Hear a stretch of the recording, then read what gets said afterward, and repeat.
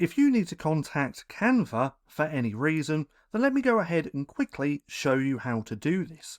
Now, first of all, you want to come to this page just here. And what I'm going to do is link it down in the description.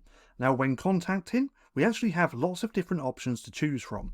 Payments, print, delivery, account settings, and many, many more.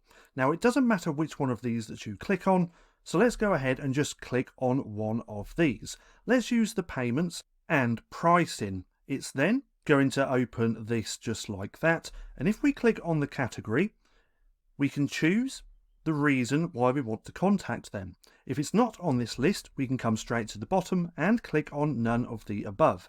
And we can do the same on the list as well. So we click on none of the above.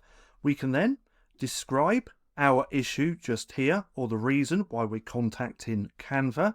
We can also add a screenshot just here, or choose the effect design, which is optional, just here as well. And then we can click submit. So that's the easiest way on how you can contact Canva.